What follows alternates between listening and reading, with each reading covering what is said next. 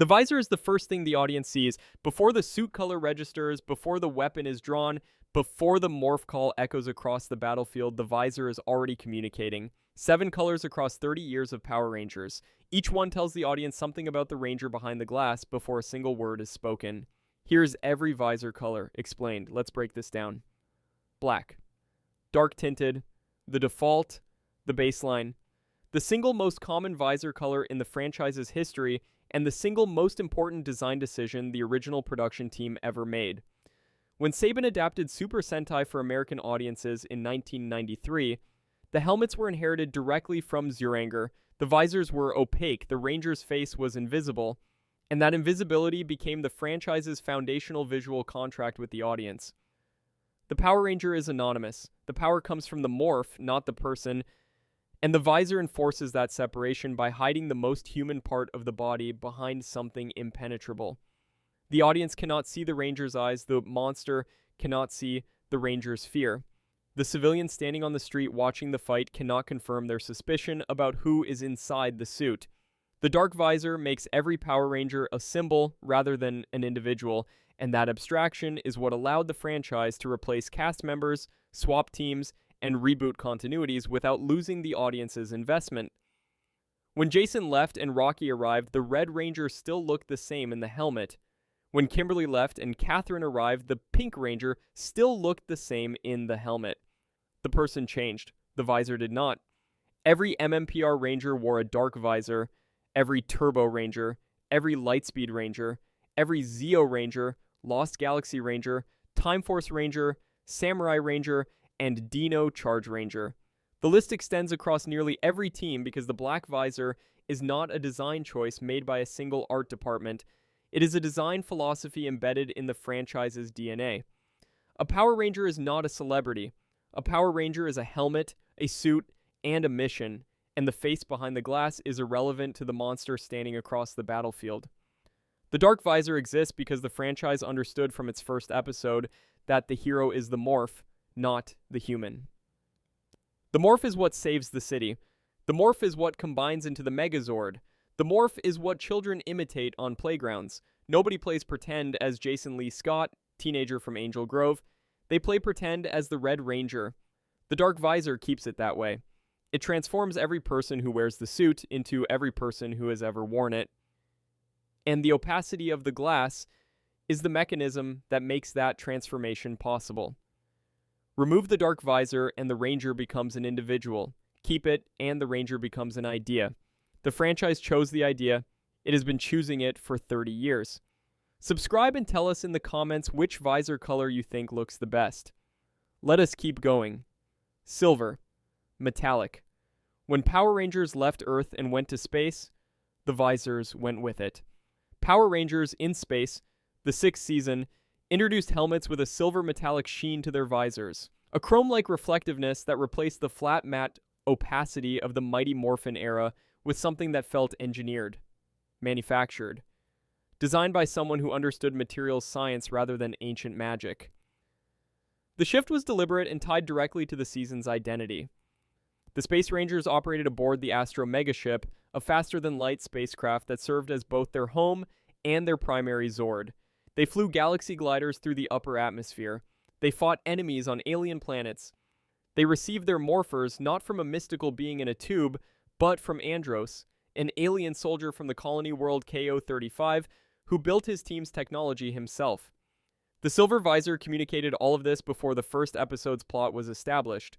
One look at the helmet, and the audience knew that this team was not drawing power from dinosaurs or crystals or ancient coins. This team was running on hardware. SPD pushed the concept further. The Space Patrol Delta Rangers operated as a futuristic law enforcement division, and their helmets were designed to look like police equipment. The visors carried a metallic finish and numeric designations, 1 through 5, molded directly into the helmet structure, combining the reflective sheen of the tech-era visor with individual identification numbers that functioned as both Ranger designation and badge number. The visor was simultaneously a face shield and a credential. When an SPD Ranger looked at a suspect, the suspect saw their own reflection in a chrome surface with a number stamped above it. The message was institutional. You are not being confronted by a warrior. You are being confronted by an officer. RPM continued the metallic visor tradition in the most extreme setting the franchise had ever used. The Rangers of Corinth operated in a post-apocalyptic world where the computer virus Vengeance had destroyed most of civilization.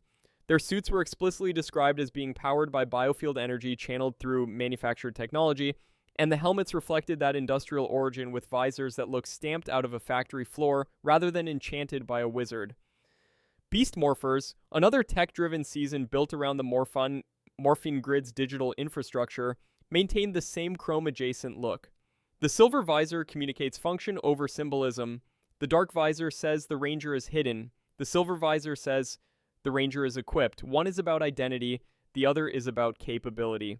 The teams that wear silver are not drawing power from the earth, from animal spirits, or from prehistoric fossils. They are drawing it from circuits, from engines, from grid connections, and satellite uplinks. The visor shows you the power source before the ranger names it. Gold, amber. When the extra ranger arrives, the sixth member, the outsider, the late addition, who appears mid-season with a personal Zord and a fighting style nobody on the team recognizes, they often wear gold. Not always, not every season, but frequently enough across 30 years that the gold visor has become a visual shorthand for a specific kind of ranger, and that ranger is always the same archetype wearing a different face. The Gold Zeo Ranger was the franchise's first gold. Trey of Triforia, a lord from an alien world whose body was split into three aspects, courage, wisdom, and heart, arrived with Pyramidus and a gold-tinted visor set inside a star-shaped helmet that bore no resemblance to the geometric designs worn by the 5 core Zeo Rangers. The visor said what the story would spend multiple episodes confirming. This ranger is not from here. This ranger did not train with the team. This ranger carries a power that predates the mission and will outlast it. The Gold Samurai Ranger, Antonio Garcia, wore a gold visor beneath a helmet themed around fish and water. Antonio was not a hereditary samurai ranger. He was a fisherman and self-taught tech genius who reverse-engineered his own morpher from a broken samurai device, programmed it using a cell phone, and showed up to battle without the formal training that the other 5 rangers had received from birth. His gold visor marked his status as an outsider who had earned entry through ingenuity rather than lineage. The Gold Dino Charge Ranger, Sir Ivan of Xandar, wore a gold pterodactyl-themed visor that matched the medieval knight's 800-year-old pedigree. Ivan had been trapped inside the Monster Fury's body since the 1200s. When he was freed and took his place on the team, his gold visor announced a history that dwarfed every other ranger's by centuries. Gold is the color of royalty in the franchise. Trey was a planetary lord. Ivan was a knight of the realm. Antonio was not royalty by birth, but his willingness to build his own path to the morph was its own form of nobility. Dino Fury's Gold Ranger, Aeon, continued the pattern. An alien Ravkonian who had been in stasis for 65 million years, bonded to the Mosa Razor Zord and carrying a history older than human civilization. The Gold Visor says this ranger did not start with the team. They arrived carrying their own power, their own legacy, and their own reasons for fighting. And the gold on their face is the first signal that the chain of command just got more complicated. Gold Rangers do not follow orders naturally. They were powerful before the team existed, and the visor is the visual reminder that the person wearing it does not need the group's permission to be dangerous. Color match tint. Some teams break the standard entirely. Instead of giving every ranger the same opaque dark visor, these teams tint each ranger's visor to match their individual suit color. The Red Ranger's visor carries a red hue. The Blue Ranger's carries blue. The yellow, pink, black, green. Each one's visor is subtly saturated with the color that defines them, turning the eye area of the helmet from a neutral shield into an extension of the ranger's identity. The effect is a set of helmets where the visor is not hiding the ranger. It is declaring them. Wild Force was the season that made this approach definitive.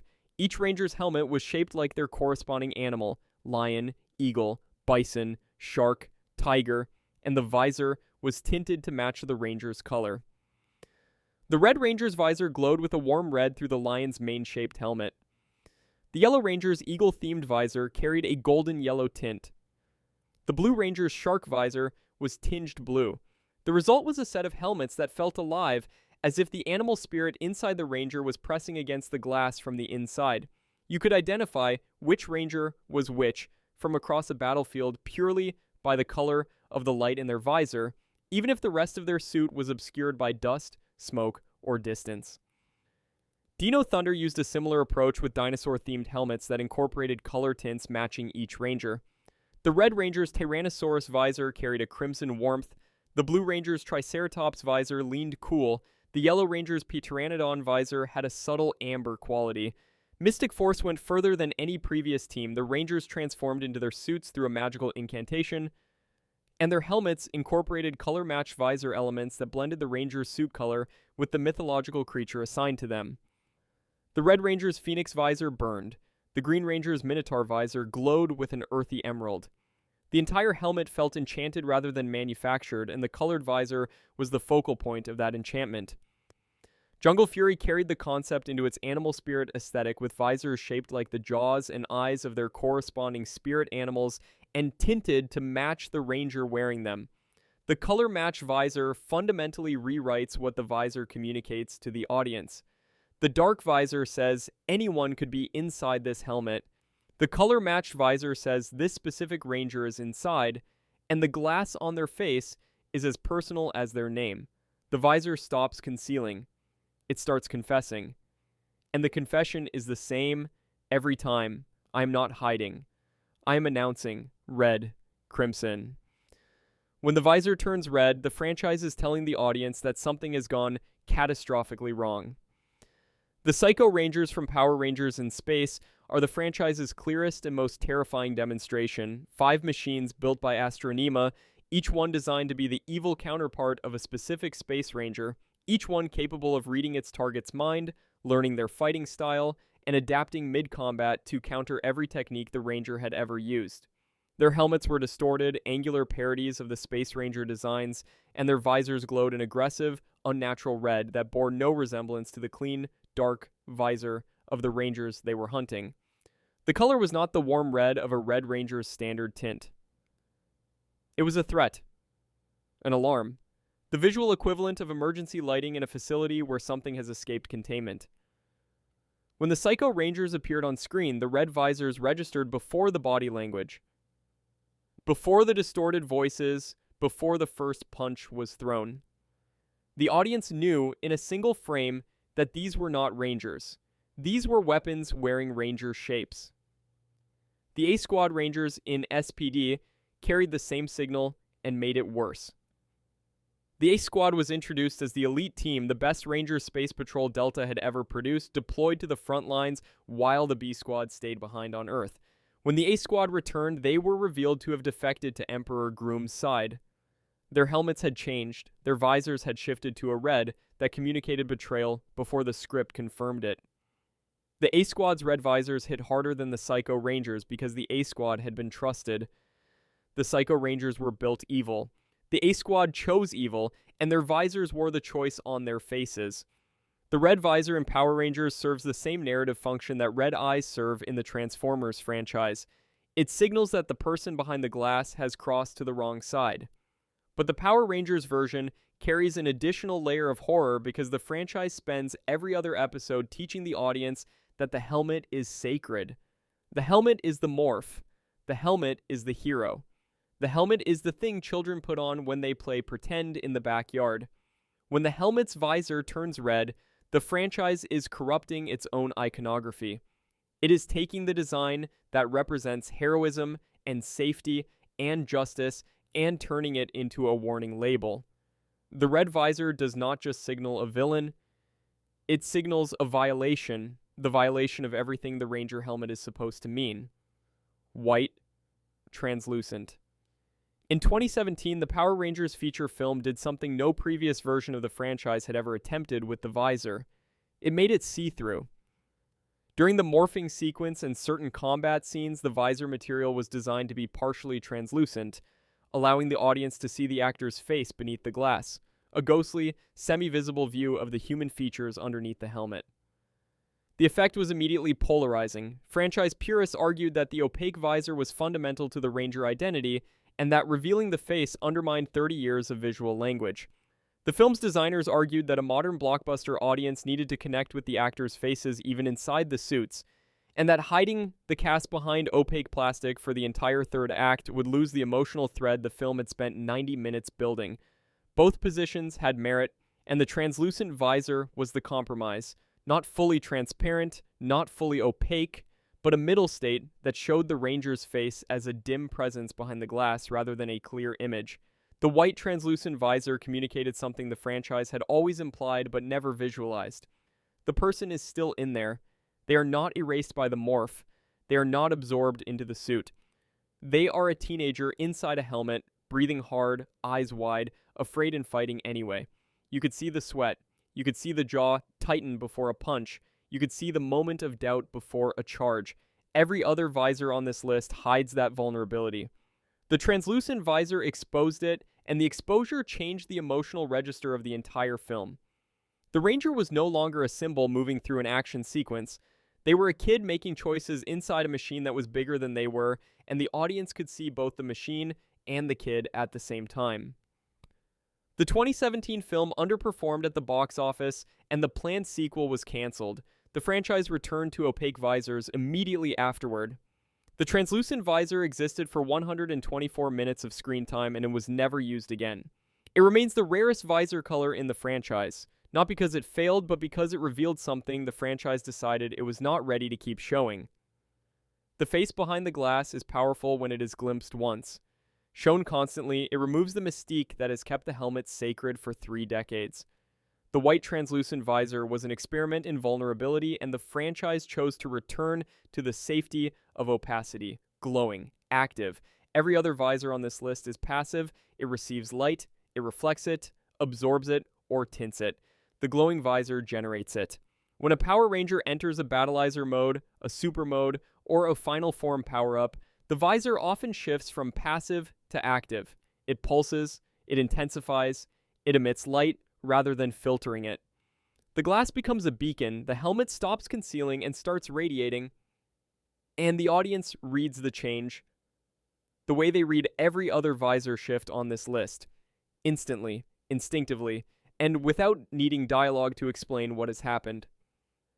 The Red Space Ranger's Battleizer was the franchise's Barthol first major example. When Andros activated the Battleizer armor, the franchise's first Red Ranger exclusive power-up, his helmet's visor intensified into a glow that signaled the suit could no longer contain what was flowing through it in its standard configuration.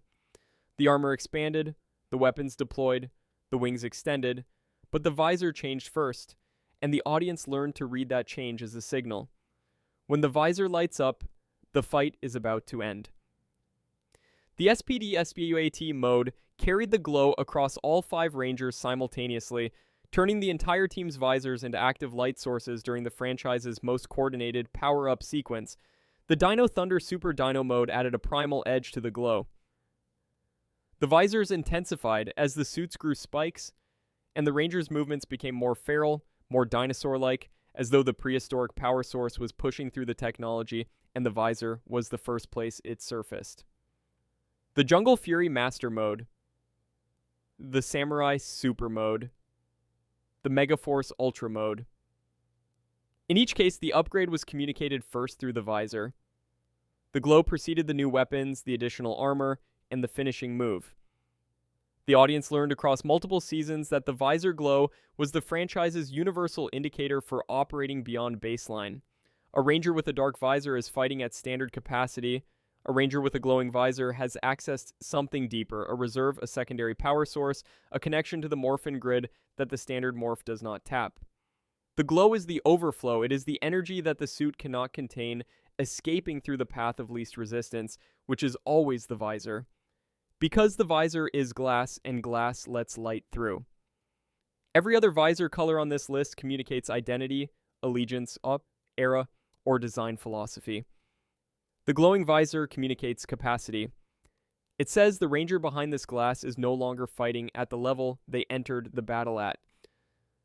They have reached for something hotter, something older, something that the suit was not originally designed to channel, and the visor is showing you the excess because the excess has nowhere else to go. The glow is not a color, it is a temperature, and it is aimed at the enemy.